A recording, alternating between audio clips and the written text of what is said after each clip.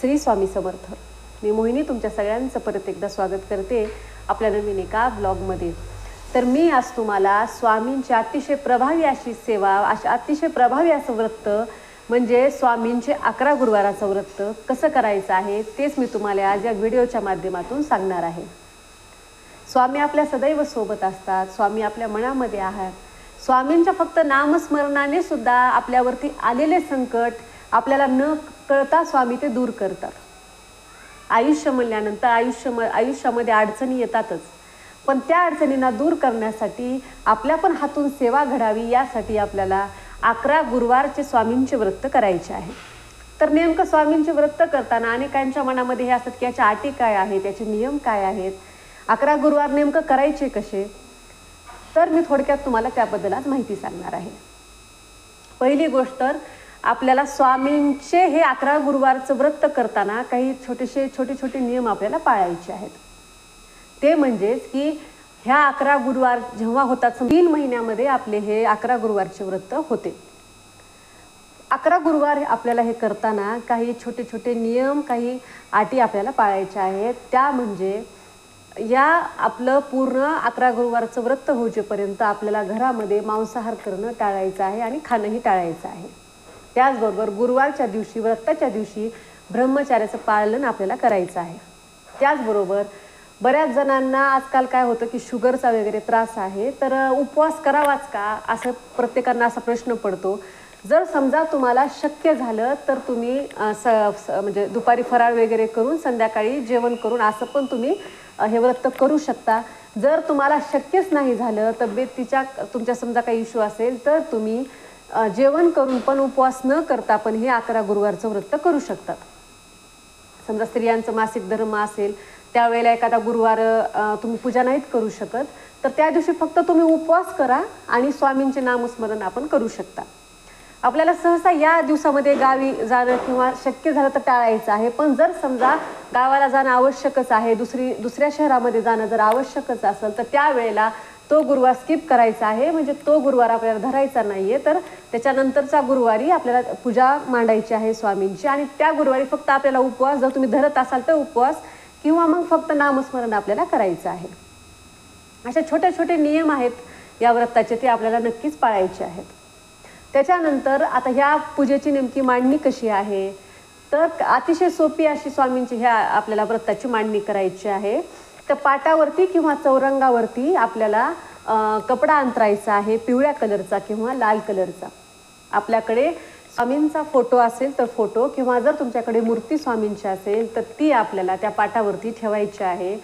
स्वामींना आपल्याला पंचामृताने स्नान घालायचं आहे. त्यानंतर स्वामींना अष्टगंध लावून, जर वस्त्रमाळ घालून, जे तुमच्याकडं फळ असेल ते फळ आपल्याला तिथे ठेवायचं आहे. सुंदर असा तेलाचा दिवा तिथे प्रज्वलित करायचा आहे.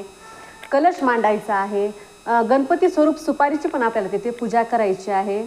आणि एका वाटीमध्ये स्वामींना खडी साखर किंवा दूध साखरेचा नैवेद्य आपल्याला ठेवायचा आहे.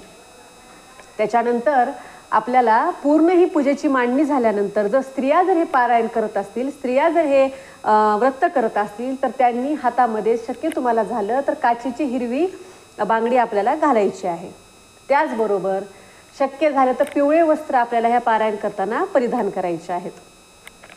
त्याचबरोबर आपल्याला ही श्री स्वामी चरित्र सारामृताची पोथी पण तिथेच ठेवायची आहे.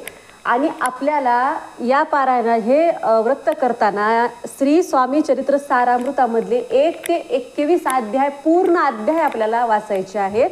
याचं वाचन सारामृताचं आपल्याला पूर्ण वाचन आपल्याला करायचं आहे. त्याच्यानंतर स्वामींची आरती आपल्याला करायची आहे. आणि सायंकाळच्या वेळेला, म्हणजे ज्या वेळेला आपण देवाला दिवा लावतो, तुळशीला दिवा लावतो, त्यावेळेला आपल्याला स्वामींसमोर पण धूप लावायचे आहे, दिवा लावायचा आहे. आणि स्वामींची संध्याकाळची आरती आपल्याला करायची आहे. आणि नंतर मग जो काही आपण जेवायला पदार्थ बनवले आहेत ते आधी ते तसंच ताट स्वामींना दाखवायचं आहे. स्वामींना नैवेद्य आपल्याला दाखवायचा आहे. आणि नंतर तसंच ताट आपण ग्रहण करायचं आहे, आपण जेवायचं आहे. हे असं 11 गुरुवार आपल्याला पूर्ण करायचं आहे. मग शेवटचा जेव्हा तुमचा गुरुवार येतो 11वा, तर त्या दिवशी आपल्याला याचप्रमाणे आपल्याला पूजेची मांडणी करायची आहे. याचप्रमाणे आपल्याला पूर्ण 21 अध्यायाचं वाचन करायचं आहे. आणि संध्याकाळच्या वेळेला दिवे लावून संध्याकाळी स्वामींची आपल्याला आरती करायची आहे. आपल्याला जो काही नैवेद्य आपण बनवलेला आहे तो स्वामींना दाखवायचा आहे. आणि 11व्या गुरुवारी म्हणजे शेवटच्या गुरुवारी आपल्याला 11 मुलांना जीव घालायचा आहे. 11 मुलं आपल्या घरी बोलवायची आहेत. त्यांची व्यवस्थित हळदी कुंकू लावून आपल्याला पूजा करायची आहे. नंतर तुम्हाला जर शक्य झालं तर पुरणपोळीचा नैवेद्य आपल्याला त्यांना जेवणासाठी बनवायचा आहे किंवा गव्हाची खीर पोळी भाजी बनवायची आहे. हे जरी समजा नाही शक्य झालं तर तुम्हाला जसं जमल तसं आपल्याला 11 मुलांना जेवायला द्यायचं आहे. जर समजा 11 मुलं पण आपल्याला समजा नाही कुठं मिळाली तर आपल्याला 7, 5 किंवा 1 जरी मुलगा आपण बोलवला तरी चालतं. त्याचबरोबर जर तुम्हाला दाम्पत्य बोलवणं जर शक्य झालं तर आपल्याला नवरा बायकोंना म्हणजेच दाम्पत्यांना आपण जीव घालू शकतो. आणि ती जी आपली महिला आहे तिची ओटी आपल्याला भरायची आहे. तर 11व्या गुरुवारी हे अशाप्रमाणे आपल्याला ह्या व्रताची सांगता करायची आहे. आता हे 11 गुरुवार जेव्हा आपलं व्रत चालू असतं त्यावेळेला आपल्याला स्वामींची 11 माळी जप करायचा आहे. तारक मंत्राचं आपल्याला पठण करायचं आहे किंवा तारक मंत्र मोबाईलवरती लावून आपल्याला घरामध्ये ठेवायचं आहे. त्याचं तारक मंत्र आपल्याला ऐकायचं आहे, सोबत म्हणायचा पण आहे. तर अशा प्रकारे हे 11 गुरुवारचं व्रत आहे. बऱ्याच जणांना 11 गुरुवार पूर्ण होण्याच्या आधीच स्वामी त्यांची इच्छा पूर्ण करतात आणि 11 गुरुवारच्या आधीच त्या भक्तांना बऱ्याच भक्तांना प्रचिती येते स्वामींची आपल्या. फक्त आपल्याला पूर्ण श्रद्धेने पूर्ण स्वामींवरती विश्वास ठेवून अतिशय सोपं हे असं 11 गुरुवारचं व्रत आहे ते आपल्याला करायचं आहे. शेवटच्या दिवशी आपल्याला शेवटच्या गुरुवारी अशा प्रकारे आपल्याला मुलांना किंवा दाम्पत्यांना जीव घालायचा आहे. तर हे आहे 11 गुरुवारचं व्रत. जसं मी केलेलं आहे, जसं मला माहिती आहे तसंच मी तुम्हाला ही माहिती तुमच्यासोबत शेअर केली आहे. तर 11 गुरुवारचं व्रत तुम्ही नक्कीच करा.